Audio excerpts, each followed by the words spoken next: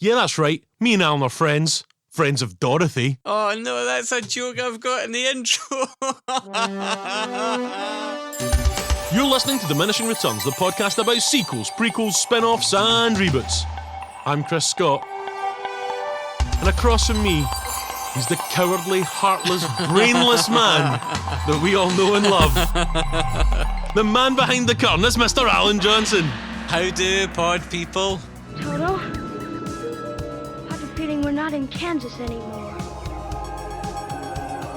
The technicolour wonder that is The Wizard of Oz was released 80 years ago, a true American film classic that carries us over the rainbow with its spellbinding magic, brimming with charming characters, memorable lines and unforgettable songs. Based on L. Frank Baum's children's book, The Wonderful Wizard of Oz, it was MGM's most expensive production up until that time, groundbreaking in its use of colour film and special effects. However, while it was critically well received and had some Academy Award recognition, it famously failed to make any profit on its initial release. Maybe Depression-era audiences were not best suited for candy-coloured escapist fantasy. In time, it has grown to be one of the most universally adored films ever, with the Library of Congress suggesting it might be the most seen film in history. So to today, and Disney Plus has launched, making almost all of its catalogue available to subscribers. In amongst those many titles sits 1985's Return to Oz. Not so much a classic sequel, but it did make some classic mistakes.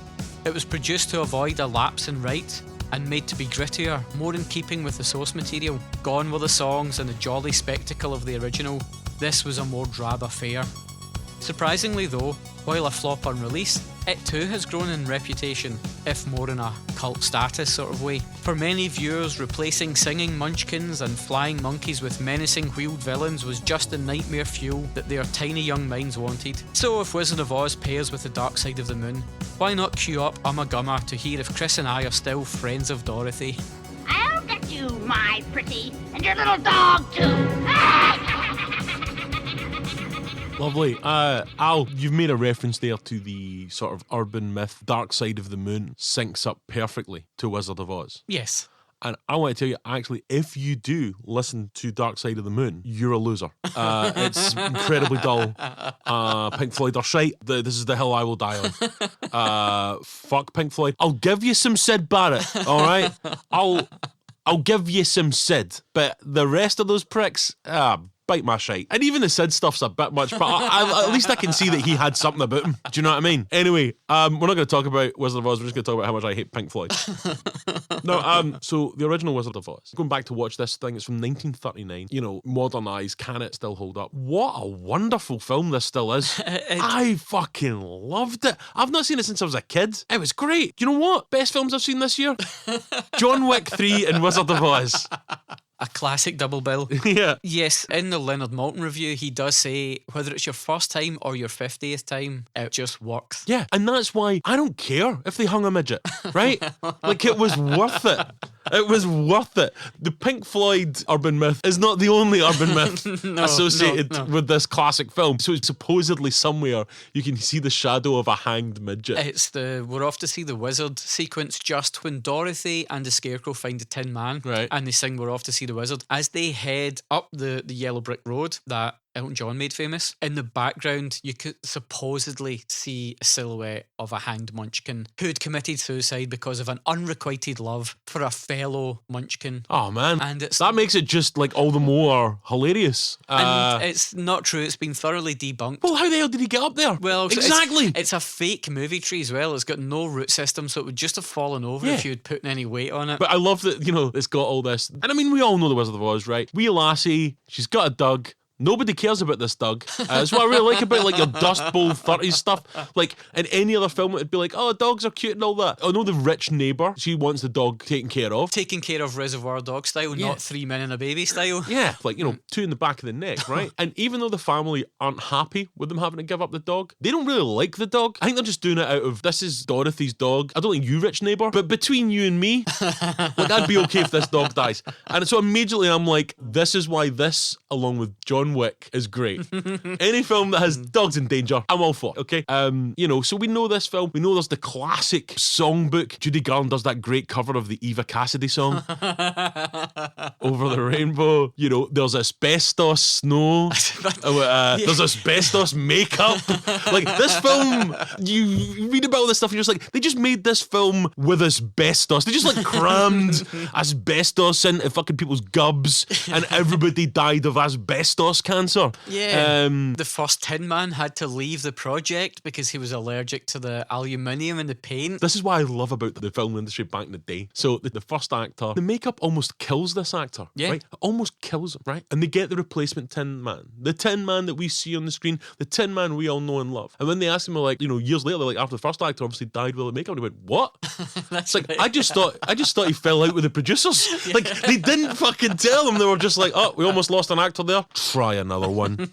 I'm like, yeah, Hollywood producers in the 30s. Yeah. This is what I'm talking about. Just like, fuck it. We'll kill 20 actors as long as we get one good Tin Man. Yeah. What I'm saying is, this is a magical film that stood the test of time. Maybe they had to kill a couple of actors and a midget. Do you know what I mean? Maybe that's the secret sauce, Alan, that makes this an enduring classic. I mean, the dog, Toto, right? By the way, the dog acting in this is top drawer. The dog acting in this is great. Now, here's the thing. What we've just learned about what they did to the human actors, how did they get this performance? They were probably electrocuting Toto's balls or something, man, and being like, a gun to Toto's mum and just being like, you better fucking raise your paw here or your fucking family's getting shot. This is what we need. More tyrants in movie production. The dog added so much to the discomfort on set. Because of filming on Technicolor, they had to have the set lit so the temperatures were soaring. So you've got the Tin Man, Cowardly Lion's costumes made of actual lion pelts. That means, let's be clear, they killed a lion. Or two. Maybe even one of the MGM lions. Yeah. Like... They just fucking killed that lion and were like, right, come on everybody, we're off to see the wizard, the wonderful Wizard of Oz. So the heat's going, and the crucial part, they're skipping up the yellow brick road. They need Toto to scamper along behind Dorothy, and the dog was a pain and would just like go off wherever it wanted. The Marlon Brando of dogs. Exactly. It wanted like its lines on somebody's back. And so yeah, the dog meant there was multiple takes that just weren't usable because the dog wasn't behaving. And that dog was Stanley Kubrick. Yeah, and so the whole time everybody's just dying inside their costumes, just like, oh, would this dog fucking just follow Dorothy? This is brilliant. But here's the thing, none of that comes across on screen. I don't want to hear about your fucking like, oh, Daniel Day-Lewis, he acted like his foot was sore for like a month and then he learned how to be a cobbler. Fuck you, Daniel Day-Lewis. Daniel Day-Lewis couldn't do this shit. These motherfuckers were getting unsafe makeup, 100-degree heat, fucking want to kill a dog, and when those cameras get turned on, they're the most joyous, happy people in the world, and God bless them. That's true acting genius. Yeah. Ray Bolger, the Scarecrow, was left for the rest of his life with a line on his face because of that mask. Amazing. Margaret Hamilton, as you alluded to, who played the Wicked Witch of the West, was set on fire. I had to take several weeks off because she had third-degree burns on her hands and face because the green copper makeup was so flammable that when the mist-time special effect went off, it just set her on fire. I mean, all the I was proud of just like, what can we put on people's faces that will look great and also 60% chance we'll kill them. like it's not 100% chance. We're not monsters. Holy tits. And all that, at the pinnacle of all of this, like, misbehaviour, the little people actors that play the Munchkins were part of the Singers Midgets. The fact is, in the credits it says the singer midgets is the Munchkins. I don't think there's anything that maybe says how rough life was for some people back in the day. Then your credits are the Singer Midgets. They're obviously a troupe of midgets. A troupe managed by Leo Singer. Right, that were obviously getting paraded out to do shuck and jive. We are the Lollipop Guild. Yeah, like for parties and just treated horrendously. So like, you know, there's a storm hits and then she wakes up and she's not in Kansas anymore, guys. No. Don't carry on, my wayward son. She's not in Kansas anymore, but she is with Toto. So the band Kansas, of whom I've only heard one song, which is, of course, Carry on my wayward son. I'll tell you right now, I've only heard one song by Kansas. I'll never hear another song. If you try and play me one, I'll put my fingers in my ears. But I guarantee you this, a better band than Pink Floyd. That one song's so much fun. Pink Floyd, no. So that's just Kansas 1, Pink Floyd, no. You know, so she wakes up, they're not in Kansas anymore. The house is killed, the Wicked Witch of the East. Yes. She steps out, and one of the greatest scenes, which by the way still looks, actually this whole film, the effects in this film are fucking banging. Amazing. Like incredibly inventive It looks techniques. brilliant. And there's the famous scene, of course, where she walks out of the house into Oz. The film turns from this black and white sepia coloured film into full-blown technicolour. It's pure wonder. This is legit. No cynicism here. That is fucking awesome. And it is basically you transported in this great world where, let me be clear, they have the singing midgets. Come on!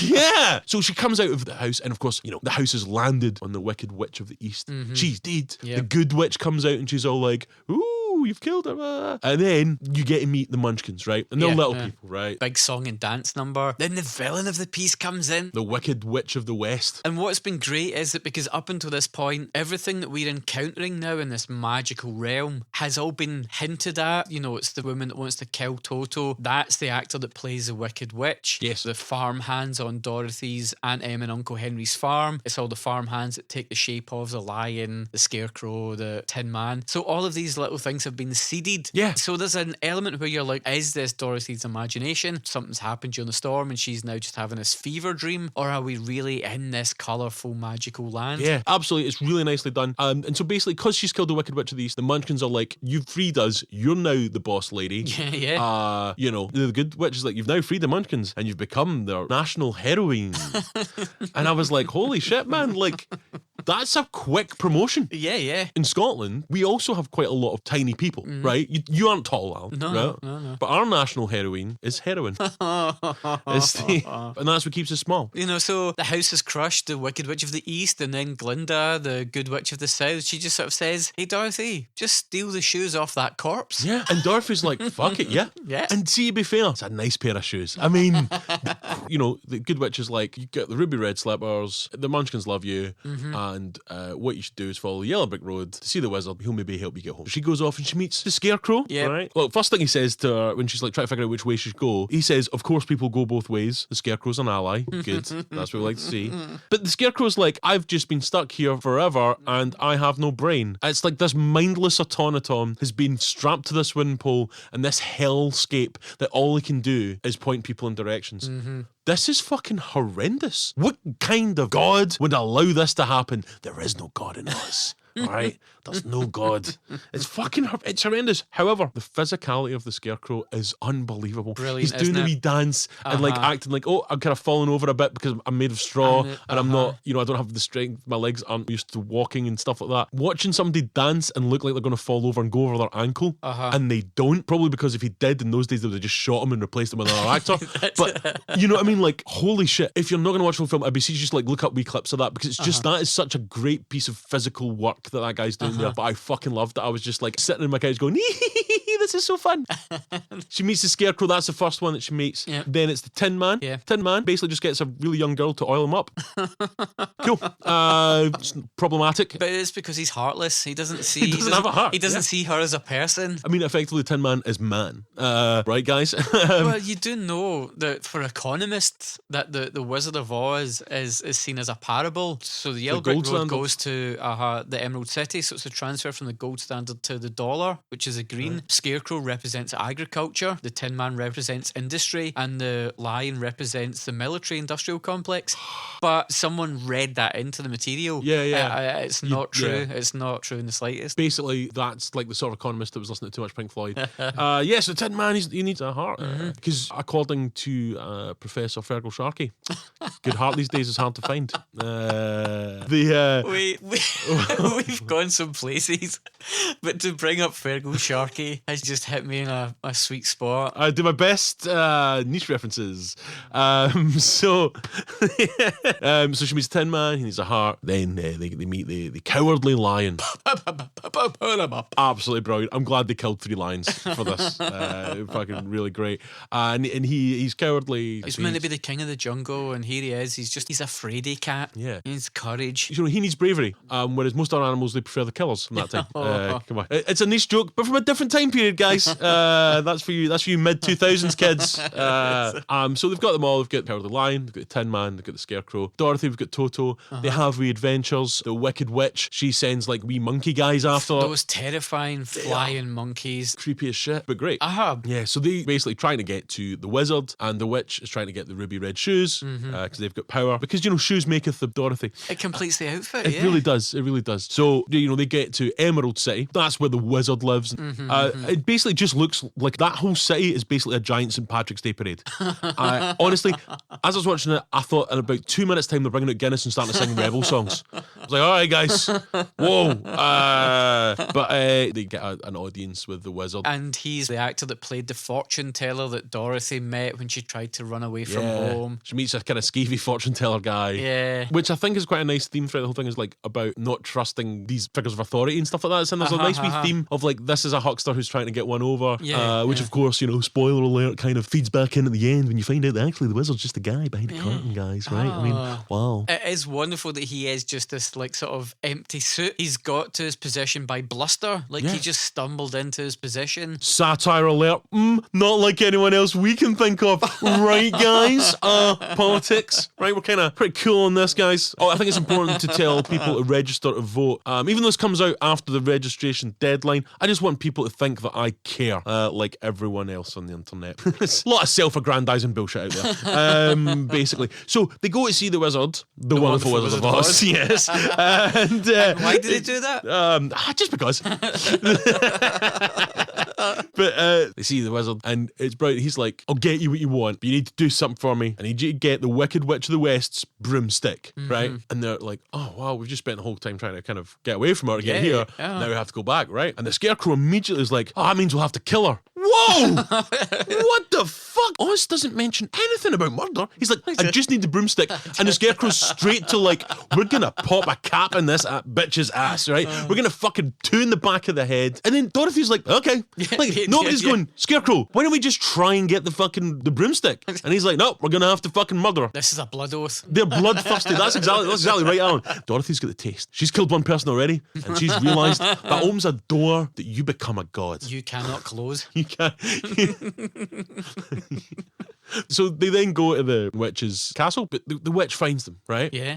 So the witch tries to put the Scarecrow on fire, and Dorothy grabs like a pail of water to put him out, but also it goes on the witch. Yep. And she's like, no, not water. I'm melting. And I was like, oh man. And she gets melted, and it's like all the people that were working for the witch are like, yeah, fucking right on, you've melted her. Now we're free. And that's what I love about this film, because it teaches children important lessons. It's about helping those in need, learning that you already have everything that you need inside to succeed, and that you gain power and respect only through murder. That you murder your rivals and you rise to the motherfucking top, right? Dorothy, she should be in The Wire, all right?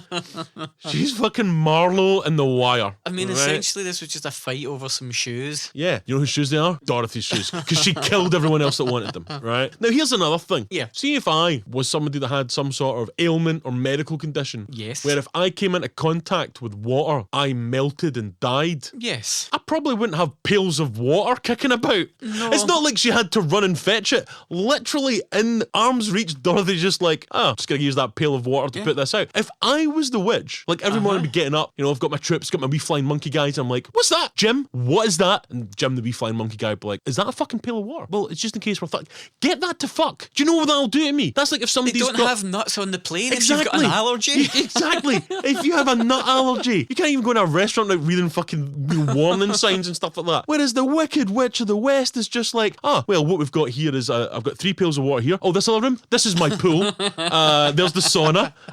Like to live a little dangerously, guys.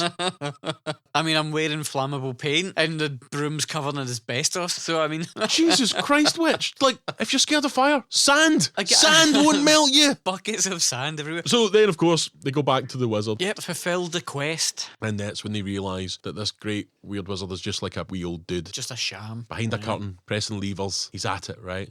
So basically, they go like, wait, you're just like a fucking dude. Put your pants on one leg at a time. Right? You've probably killed a couple of people. It's like, no, who would do that? And Dorothy's like, oh boy, boy, I've killed a lot of people. Like in the last day, 2.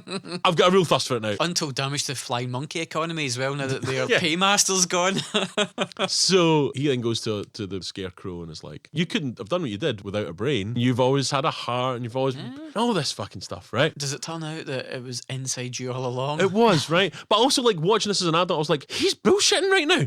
Like, I really like there's this other, like, because when you're a kid, you watch it and it's like, oh, the scarecrow always had a brain, and they you know, all the achieved their own potential. Tin Man always had a heart, and the lion was always brave, and it's just that. So there's a layer then he's just like, yeah, I can't give you shit. Fucking, I don't fucking know. You know, weird monsters without hearts. And you know, he gives like a diploma to the scarecrow. He gives a little silk heart to the Tin Man. And like a medal for the lion, like for bravery yeah. and stuff. But then there's also a third layer where it's like society says these things. There's only society bestows upon you. Going to university makes you smart. Actually, university is only purely a test of a certain type of smartness. I have more emotional intelligence. Anyone says that isn't intelligent. Fact. But the point is that people who don't go to university can be just as intelligent as people who go to university. Just that, you know, it's harder to prove. University is only a proof that you can do a certain thing. It's not necessarily pure, you know, test of intelligence. Frankly, some of the people I went to uni with were dumb as tits. And again, about bravery, you know, what is bravery? And of course, it's, you know, you get a medal for bravery in war, but, you know, maybe you killed a village. You know what I mean? Like, you know, you've got a necklace full of ears. Is that brave? Then call me brave. So there's like works on multiple fucking levels. But I do like the fact that one of those levels is that he's just bluffing again. Yeah, going he's like, still selling snake oil. Yeah, fucking right. And he's just like, I need to get the fuck out if you've ever been caught. And then Dorothy's like, but what about me? Can't I get home? And he's like, boy, actually, I'm also from Kansas. And I've got a hot air balloon. She's like, carry on my wayward. No, she goes, all right, cool. And then he basically kind of hits a lever or something and leaves without her. Yeah. It all plays as an accident, but I didn't think he's just like, again, going back to the scamming. He's just like, fuck this. This lassie's on to me. She starts telling people about me, and he's just flown off somewhere. I've just left a scarecrow in charge of a whole city. Yeah. I wonder how that'll go. Well, we'll find out. He fucks off without Dorothy, right? And she's like, what am I going to do? And then the good witch comes up. And this is one of my favourite things about this film. The good witch is like, you know, actually, you've had the power to go home all along. Anytime. It's like, what? And it's like, just have to click those ruby slippers 3 times and say, there's no place like home. She's like, oh, I guess you didn't tell me that at the start because, you know, I didn't miss my family at that point because I hated my family, but now I missed them so much, and this is proving the lesson. Now, because I love them so much, I can go back home. And the good witch is like, yeah, sure. That's the reason. Yeah, not just because I wanted you to clear the slate of my contenders for my rise to power. Like, not because I wanted you to just go out and murder or just depose, but hopefully murder the 2 witches in Oz, the only other power players in this fucking place. No, it was just because I wanted you to learn a lesson. Cool. Bye. Right? You fuck. What? See if that was me. I'm like, what? I've just had asbestos snow landed on me. I'm probably going to get some weird face cancer now. And you could have told me this straight away. Yeah. I've murdered at least one extra person that I shouldn't have. But then Dorothy's a nicer person. Yeah. Because she's, after the kill, you do feel better. You know, you feel placated. You're like, everyone's better. And she's like, the demon's back in its box. yeah. I mean, sure. Give it a couple of months and she'll be like roaming around the Dust Bowl murdering hobos. Escalation, it's called. Yeah. And so, she clicks those ruby red slippers and says, there's no place like home. No place like home. She wakes up, she's in her bed, the storm's over, Yep. Toto's back, and she's like, I was in this magical place, and hey, you were there, and you were there, and you were there, and oh, hey, it's the weird fortune teller guy who for some reason is hanging about with my family while I've been unconscious. I'm not happy about that, actually. I know you were also there, but did you follow me here? Why are you watching over me while I've been sleeping? Not cool fortune teller guy, Mr. Marvelo, or whatever the fuck her name is. That's the perfect ending, right? Yeah. It's a great film. I loved it. Loved it. It's so much fun. And I'm about to make everyone listening just go to Google immediately, because you know it's one of those really neat things that they have inbuilt in Google, that if you Google The Wizard of Oz, on the sidebar there's a little pair of ruby slippers, and if you tap those, you hear Dorothy say there's no place like home, and the whole screen flips upside down and Google turns sepia. It turns black and white. That's cool. And there's a tornado where the ruby slippers were, and if you press that, it goes, and the house flies out of the tornado and it flips back to colour. Such a nice little thing. Beautiful. So if you don't have time to watch the movie, just just do that for an hour. It's an enduring classic, and despite all the murders, Dorothy just tried to do her best, and she makes friends, and she's got an open heart, and she wants to help people, and the people that she meets, they just want help, and they want to help her, and it's a kind of beautiful, heartwarming story. So full of joy and charm. It's brilliant. So obviously when they made the sequel in the 80s, they went, fuck that noise.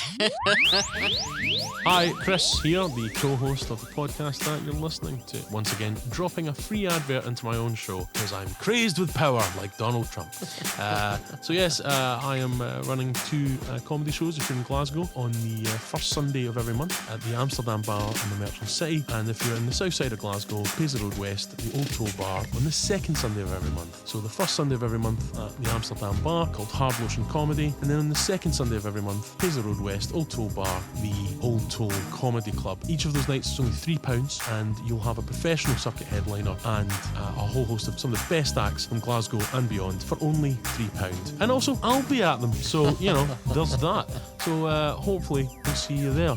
Bye.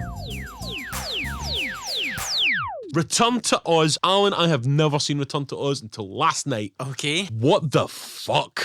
What the everlasting fuck is this film? I was going to make a joke about Oz the TV show being the sequel to The Wizard of Oz, which is a TV show about murderers in prison and features a lot of murder and rape. And that's not as dark as Return to Oz. That would be more spiritually successful than fucking the Return to... What the hell?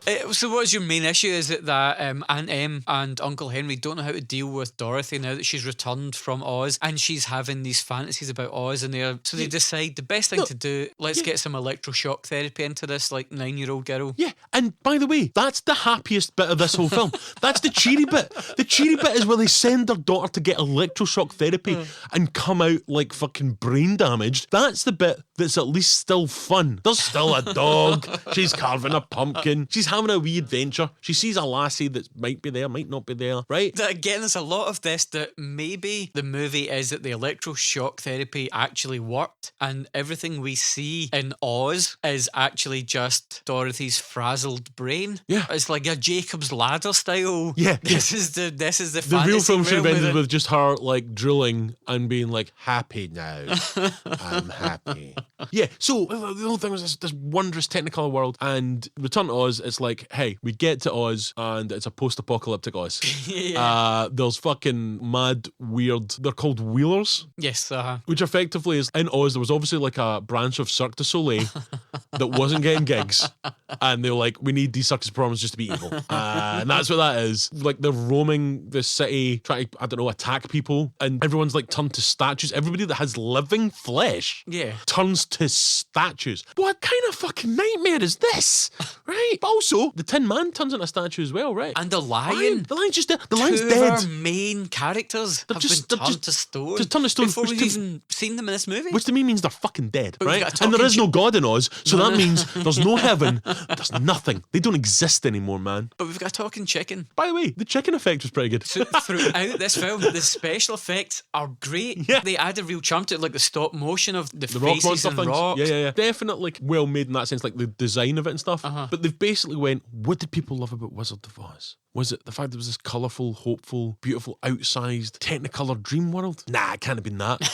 What would be is that the possibility that the wee lassie was mentally ill and that there was like things that shouldn't be alive but they're alive. Well, that sounds terrific. Let's do versions of that. Disney in the 80s, they're beginning to struggle. It's a weird time for them. It's crazy to think about then when Disney was struggling, right, to now when they're the entertainment machine. So, there's a pitch meeting and it's, oh, what do you see yourself doing, Walter Murch? And Murch is like, I've always wanted to do like an Oz thing. And the executive's like, bing, bing, bing, guess what? The rights that we bought to make a TV show that never happened are about to expire. So, yeah, you want to make an Oz film. We want to make an Oz film because that way we hold the rights. That kills two birds with one stone. And he's like, I'd like to make them hew more to the original source material. Again, colourful children's books, let's bear in mind. Yeah. But one of his influences he cites for this film, along with the original books, is the Wisconsin death trip.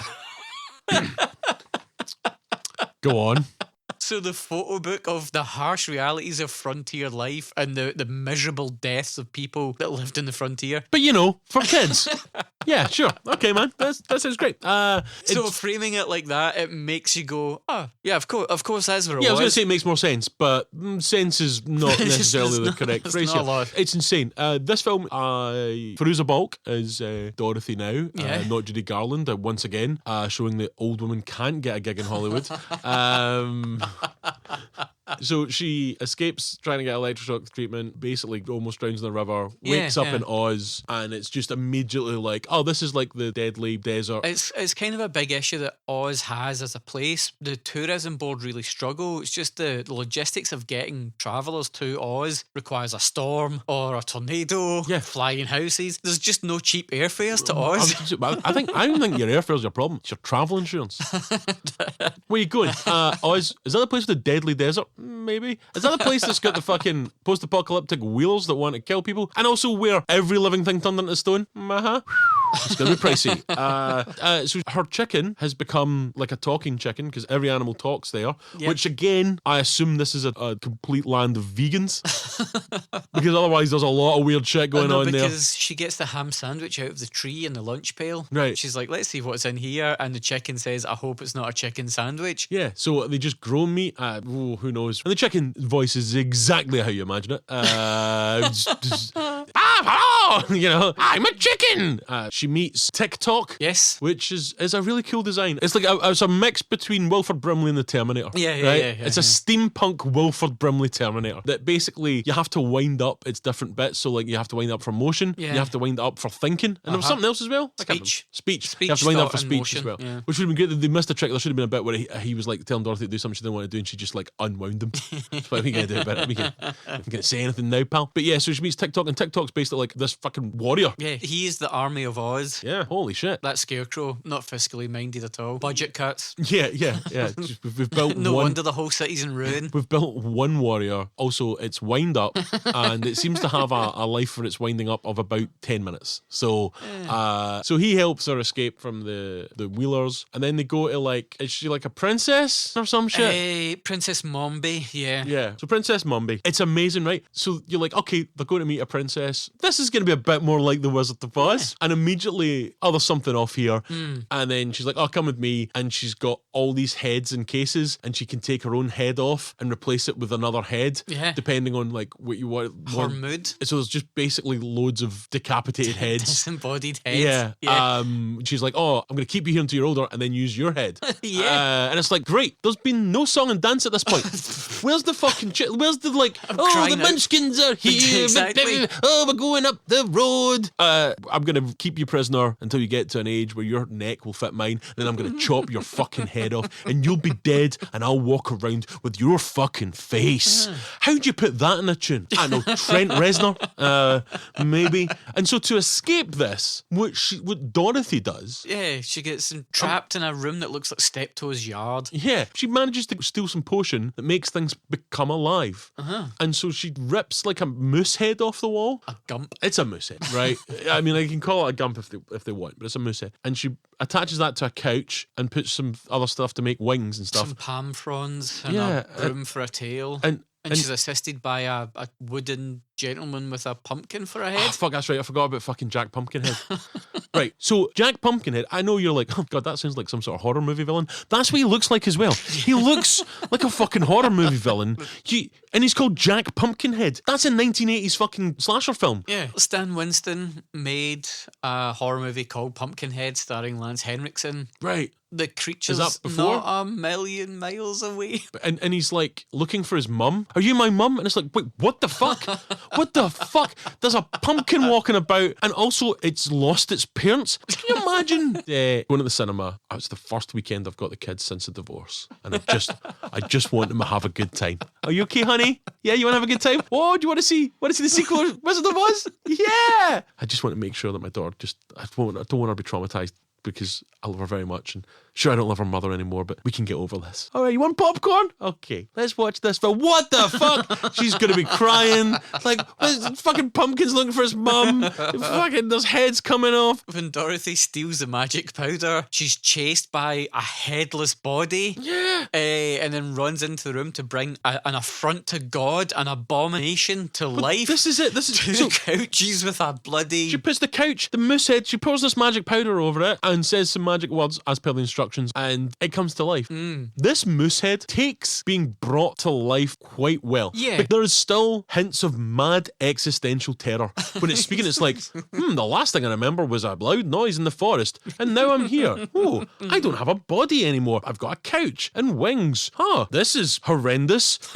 What? This tiny little Dr. Frankenstein bitch has fucking brought me to life against all natural order. It's a real message movie, isn't it?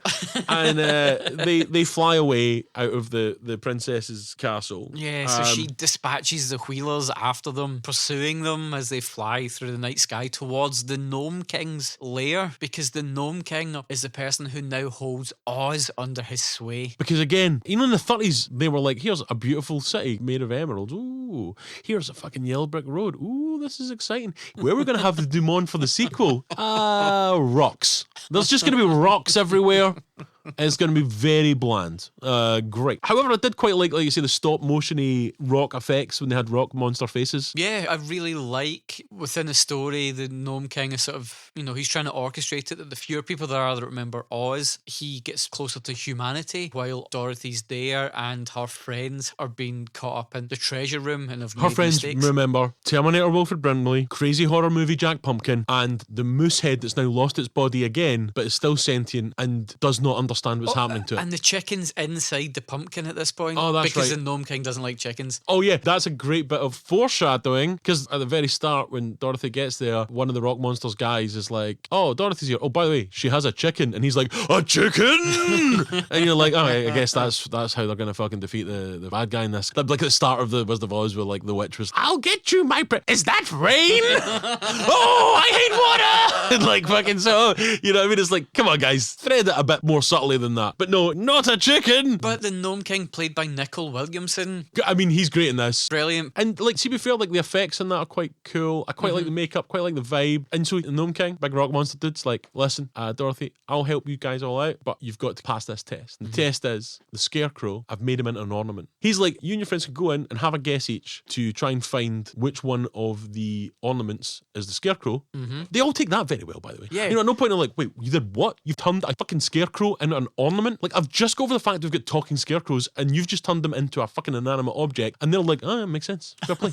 And Listen, he's a giant rock dude wearing like sparkly slippers. That's true. He's got the ruby red slippers, which is hilarious because there's like big rock monster with like these dainty, lovely fucking shoes on. And by the way, really pulls it off. It really brings the whole outfit together. Yeah, the ruby slippers, and a pipe, and a crown. Those Like, he's got shoes it going make on. any outfit look great. Name me a better fucking rock dude. You can't. Toto, they're rock dudes. Happy with that? Yeah, Do you some know boy. what? It's not often that I watch a movie and I'm like, I'm really siding with the villain here, but the Gnome King, as far as he's concerned, all of the jewels in Oz have come from his realm. It's like the Elgin marbles. All he wanted to do was to repatriate what was his. Damn I'm right. kind of on his side. Yeah, rock lives matter. Yeah. It's so he says, right, go into the back room, and basically they go in one by one, and if they get it wrong, they get turned into ornaments as well. Yep. So one by one, they get turned into ornaments, and that's another person that doesn't remember Oz, and he becomes more human looking. It gets to like TikTok and Dorothy. TikTok kind of gets Dorothy into the chamber with him. He's like, watch me try and guess, and if I get it wrong, then that'll help you kind of rule out that ornament. And so he gets it wrong, and then she's like, oh, there's a green one. It'll be a green one because the Emerald City. She didn't see what TikTok got turned into, and then so she's just like, I'm down to one last wish. I'll spin around and I'll just let fate decide. Oh, is and that what she was doing? And she's about to say Oz while holding this bird statue, but she sees an emerald, so she then holds the emerald, and that turns into the Scarecrow. Do you think that means the rock monster guy was a fan of dramatic irony and was like, when I turn you into ornaments, I'm going to turn you into emeralds, which is the thing you stole from me, but luckily that will never come back to haunt me Yep. because It's nobody just could crack mine. that code. Okay, guys, if you've got any comments about this film or any other film or anything else, email us at diminishingpod@gmail.com. You can get us on Twitter at diminishingpod. On Facebook, we are Diminishing Returns Podcast, and you can tag us and stuff at Diminishing Returns Pod on Facebook as well. On Instagram, we're at Diminishing Pod. We have a blog at diminishingpod.wordpress, and we've got a couple of videos on YouTube. Just search for Diminishing Returns Podcast. We also have our episodes up on Spotify, so if you prefer to stream your podcast entertainment, you can listen to us on Spotify. We are an independent podcast. That means that we need your help. So we need you to tell your friends to listen to this podcast. Send them a link to the specific show, and please rate and review us on iTunes, iHeartRadio, Stitcher, all of your podcast apps. Rate and reviews, because it helps new people find the show. Thanks, guys. Yeah, so the Scarecrow comes to life. Let's talk about the design of our favourites. The Scarecrow makes Jack Pumpkinhead look cuddly. The Scarecrow is the worst thing I've ever seen. The Scarecrow haunts my dreams. The Scarecrow, the dead-eyed fucking Scarecrow. This fucking monster. Pause this. Google Return to Oz Scarecrow and look at what they did. We'll wait. Right? I mean, what the fuck? It's insane. But the Scarecrow gets back to life, and then she picks up all the other kind of emerald ones, and that brings back TikTok and the pumpkin. I guess, like, by turning the pumpkin into the ornament, that also turned the chicken inside the ornament. Yeah, must That's have. just so she gets them all back, and then the Gnome King is like, no, I'm more rock again, and I want to be more human, and I want to run everything, and you bastards, and then he turns into this big giant rock thing, which actually looks quite cool. Again, great special effects. And he's like, I can eat everything. And he starts trying to eat them, at which point he grabs the pumpkin head and the chicken inside. Oh, remember, start the film? A chicken! And the chicken has evidently fired out a few eggs in its time. That sounds like a chicken slut. I don't, and that doesn't even make sense. That chicken's fired out a few chicken eggs in its time, if you know what I'm saying. Get yourself tested after that. Now, Rock Monster goes to eat the Jack Pumpkin guy, and because the chicken's in its head, and the chicken has laid some eggs, an egg falls out. Yep. And an egg falls into the Rock Monster's mouth. Yep. And he's like, I'm allergic to eggs. I think another food he doesn't allergy, say it, yeah, but he's got, so he's eating an egg, it destroys him, then basically it's like, hey, everything's going to be back to normal, and the Emerald City's back, everybody's rich, and the evil princess, again. She's been put in a cage. Yeah. And there was the wee lassie that she saw when she was in the electroshock treatment doctor place. She's been kind of kicking about, like showing up in places, and she's like the real Queen of Oz. So this is Oz. Yeah, so this is a real royalist film. It's about this reinstating the monarchy. That's what it's all about. And listen, Prince Andrew, we believe you. Seems fine. Legit. Well, don't say problems with that. Just, makes sense. And Oz, she's like, oh, great. And we're not having a participatory democracy here. And everyone's like, what? It's just back to being St. Paddy's Day all day, every day. It's St. Paddy's Day every day. You don't get a choice in things. And go back to Kansas. These people are so browbeaten that Dorothy vanquishes the Gnome King, and they're all just like, be the queen, be the queen. Yeah. And then Ozma shows up, and they're like, no, you be the queen. Yeah. They just want a figurehead. By They the just way, want to be subservient to someone. Which again, satire alert. Isn't that really what a lot of people like with the monarchy guys? And maybe even like a tough leader guys, really? Think about it, satire, guys, in a way. Isn't this really about what's going on now? Yeah, okay. And then basically she's like, cool, I'm going to go back to the place where they wanted to zap my fucking brain with electrodes. Yeah. Instead of being like, is it okay if I stay here? Because they were going to fire electricity through my brain. Yeah, I can go back for electroshock therapy, or I can stay here and be held in pretty high regard. I'm like number 2 of the queen. Exactly. And if she gives me the lip, I'll kill her. I'll fucking cut a bitch before. But no, she's like, I really want to go back. Now, at this moment, can I tell you about when I saw this movie at the cinema? Kelburn Cinema in Paisley. Right, nice. Dear old Kelburn Cinema. You're truly missed. So my dad took my brother and I to see Return to Oz. The movie, obviously, Ozma says to Dorothy, you can just always go home. Now Ozma's wearing the ruby slippers, so she clicks her heels, sends Dorothy on her way home, and it gets quiet, and obviously everybody's like, oh, what's that? On the row behind, there had been a girl that had already seen the movie, and she was in with her friend. All I can hear in the cinema is her saying to her pal, don't worry, she just wakes up all covered in mud with no shoes on. I just remember in that moment just really feeling like, just shut up for 10 seconds and we would have seen that happen. And that's my big fading memory of going to see that movie. Beautiful. That and the months of nightmares. Afterwards. Wheelers turning to sand and headless bodies and... To be fair, she's right. That's what happens. And Toto finds her, and then Uncle Henry comes along and they scoop her up and they're like, oh, we're so happy you've been found. But we're still going to electrocute your fucking brain, you weirdo. And they take her in there and they fucking shoot her with her, and her eyes roll back into her fucking head, and the screen goes to black, and you just realise that Dorothy will never go back to Oz because she's been her brain has been destroyed. And it's just the final reel of Brazil. Yeah. No, that's not the case. But then, you know, in the interim, while we've been in Oz having this great adventure, lightning struck the clinic and the clinic burned to the ground. But everyone was saved except Nicol Williamson, who ran him back inside to get his electrical machine. Because he just wanted to zap more kids' brains. He just wanted to traumatise more people. And the police have arrested the matron from the clinic, who obviously in Ozworld was Mombi. And The so evil headless princess. Yep, so she's been arrested, presumably for all the damage they've done to all those screaming souls that were locked in the basement of the clinic. Happy ending all round. No, well, is it? Because then she goes home, Queen Ozma, whatever the fuck her name is, right? Appears to her in a mirror, and she's like, hey. And she's like, fucking Princess Ozma. She's got the chicken with her as well. Yeah. The chicken stayed in Oz, of course. Yeah, because why would you come back to be, not be able to speak and then possibly get eaten? Yeah. So she's in the mirror, she's like, hey. She's like, holy shit, Ozma. Nobody's believed about this magical world called Oz. And now I get to show my family that I'm not crazy. Yeah. That Aunt Em can see that I actually did go to this magical place. She doesn't need to worry anymore, and she doesn't need to think about invasive medical procedures. This is going to make everything okay. And Queen Ozma just goes, and does the wee shush sign to her, like, nah, I'd rather didn't tell anyone. And then Dorothy goes, okay then. Like, what? They almost zapped your fucking brain. You could not think. I don't know if I've turned into Bill Cosby here.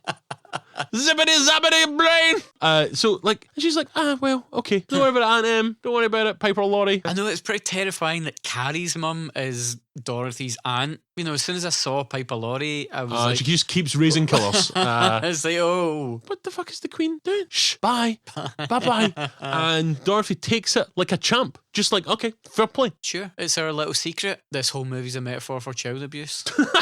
Jesus Christ. It's not even that metaphorical since she is about to get her brains zapped. Yeah. That's pretty abusey. It is a lot about, like, they're doing it because she's sort of, like, rambunctious and free willed. She's got this, like, imaginary land she's escaping to. And they're a bit like, pipe down you, eh? This is 1930s America. This is not a good look for a woman. You need to just shut up and get in the field. Start tilling those fields, because this is not a good look for you. No, that's what's a little weird, is obviously the Wizard of Oz is clearly set, like, time appropriate in 1936. This, they say, the dawn of the 20th century. Okay, it's a different time. It's one of my least favourite things when I go, actually, it's not a sequel, it's actually an adaptation of the book, which is a sequel. And you're like, okay.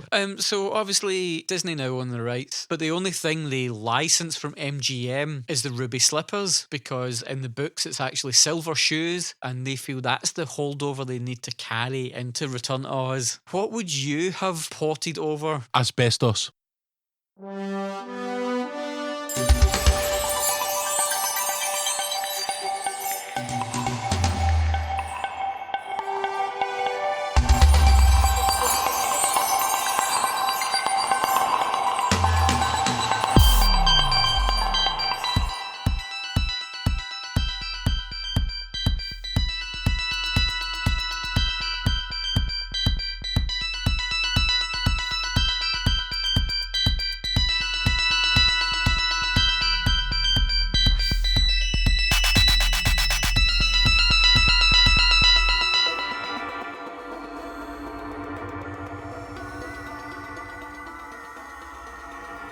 Did you say Kansas? Carry on my wayward son.